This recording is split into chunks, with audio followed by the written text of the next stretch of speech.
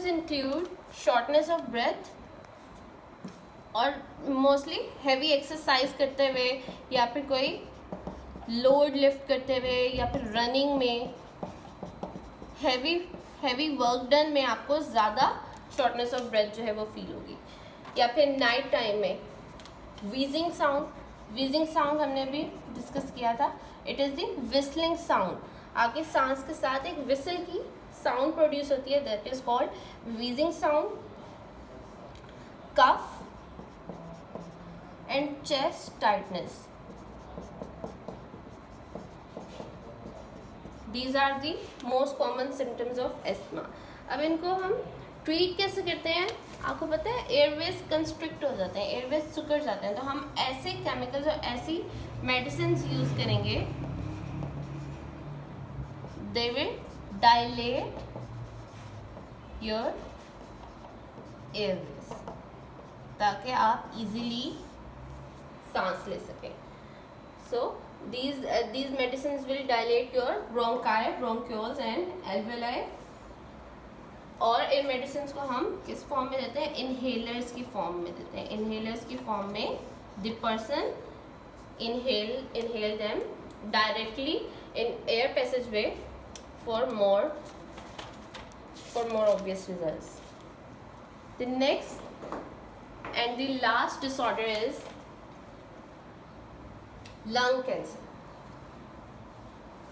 Cancer की बहुत सी forms के बारे में आपको पता होगा। Cancer is a nowadays it is A common disease. आप पहले भी इसके बारे में बहुत कुछ सुन चुके होंगे।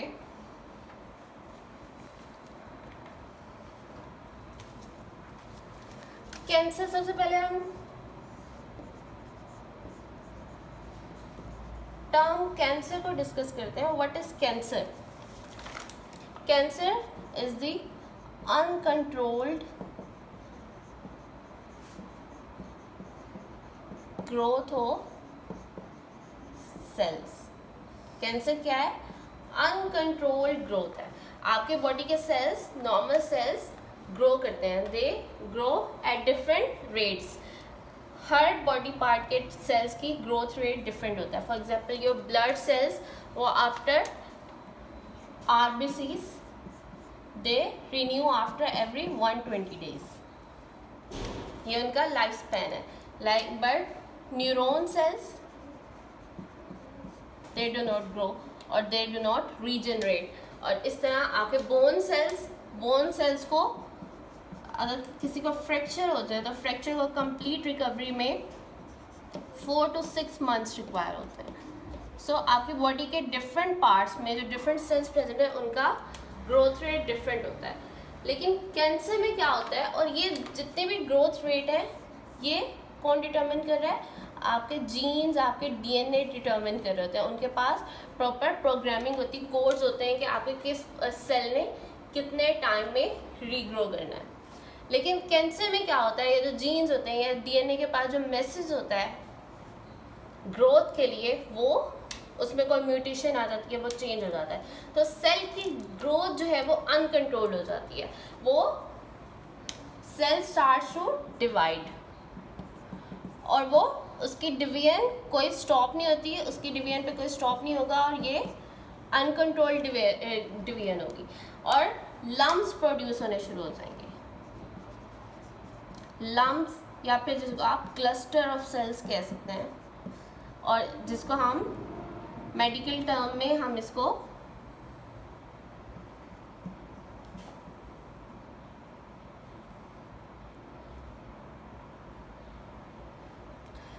लम्स या क्लस्टर बन जाते हैं, जिसको और कैंसर जो है, अब ये डिपेंड करता है, कैंसर की डिफरेंट फॉर्म्स हैं। कैंसर जो है वो जिस बॉडी पार्ट में या जिस सेल्स की, जिन आपके स्पेसिफिक सेल्स की अनकंट्रोल्ड डिवीजन हो रही है, उस ऑर्गन से रिलेटेड जो है वो उसको हम कैंसर को उसका नेम दे देंगे। फॉर एग्जांपल अगर लंग सेल्स या फिर सेल्स ऑफ ब्रोंकाई और ब्रोंक्योल्स या फिर एल्वेलाई, अगर इन सेल्स में की अनकंट्रोल्ड डिवीजन है तो हम इसको लंग कैंसर कहेंगे। और लंग्स में क्या बन जाएंगे? लंग्स में लम्स बन जाएंगे, जिसको हम मेडिकल टर्म में ट्यूमर कहते हैं, ट्यूमर्स बन जाते हैं। और ये ट्यूमर्स इनके और भी साइड इफ़ेक्ट्स हैं। ये ट्यूमर्स जो हैं ये इनके अब जीन्स, इनका जीन्स जो है या डीएनए वो मेल फंक्शन है, वो उसको कोई कंट्रोल नहीं कर रहा, तो ये हार्मफुल केमिकल्स भी सिक्रीट करते हैं जो कि नेबरिंग सेल्स को भी डैमेज कर सकते हैं। और सेकंड है ट्यूमर्स जो है ये वन बॉडी पार्ट से they can move from one body part two another body part, जो कि और कॉम्प्लिकेशंस क्रिएट कर सकते हैं।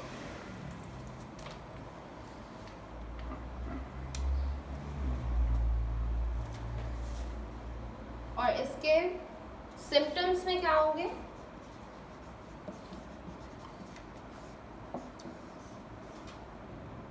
Symptoms of lung cancer include shortness of breath,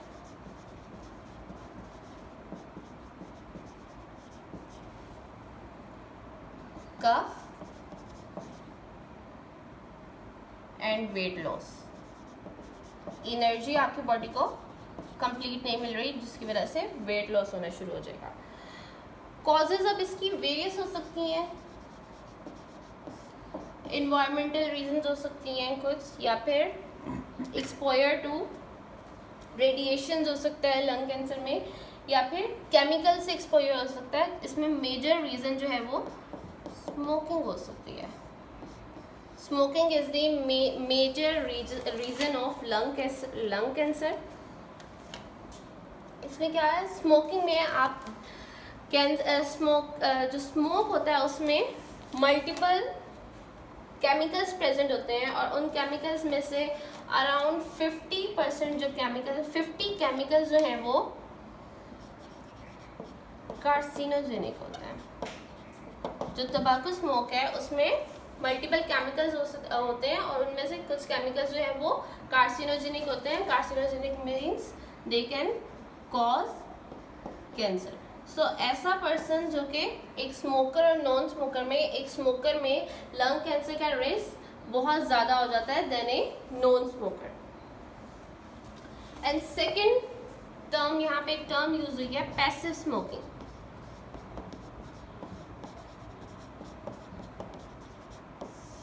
आपने सुना होगा कि सिगरेट का जो बर्निंग एंड का स्मोक होता है, smoke from burning end, it is more dangerous.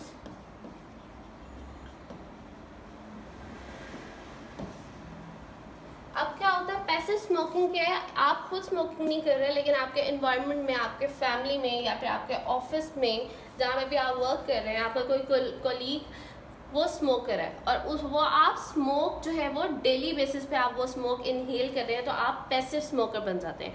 और पैसिव स्मोकर बन रहे हैं, आप भी वही केमिकल्स इनहेल कर रहे हैं, तो आपके बॉडी में एक पैसिव स्मोकर में एक नॉर्मल पर्सन से लंग कैंसर या फिर और रेस्पिरेटरी डिसऑर्डर्स का जो रिस्क है वो 30% जो है वो इंक्रीज हो जाता है। So passive smoking is also dangerous. इसको हम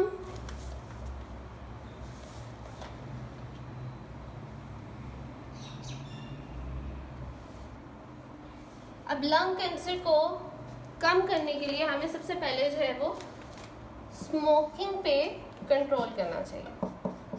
सबसे पहले तंबाकू स्मोकिंग पे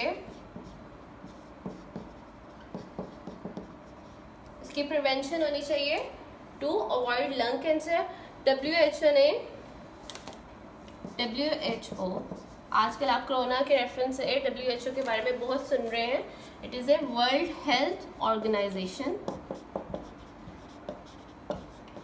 जो कि इसमें इट इज़ ए ऑर्गेनाइजेशन जिसमें पूरी दुनिया की रिप्रेजेंटेशन होती है, और ये वर्ल्ड हेल्थ या फिर डिफरेंट डिजीज़ के लिए और एनिमल्स हेल्थ के लिए भी, आपकी एयर पोल्यूशन को कंट्रोल करने के लिए और बाकी हर तरह की पोल्यूशन की कंट्रोल करने के लिए डिफरेंट रूल्स एंड रेगुलेशन जो है वो WHO जो है वो प्रेजेंट करती है। अब WHO ने तंबाकू स्मोकिंग के एडवर्टाइजमेंट को इसको कम करने के लिए गवर्नमेंट को ऑर्डर्स दिए हैं। अब एडवर्टाइजमेंट को कम करने से हम किसी हद तक स्मोकिंग को कम कर सकते हैं इन यंग पर्सन्स।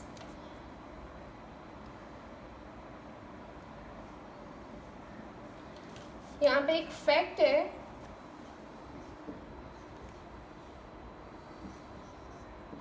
लंग कैंसर की वजह से पूरी दुनिया में 1.3 मिलियन डेथ्स होती हैं एनुअली।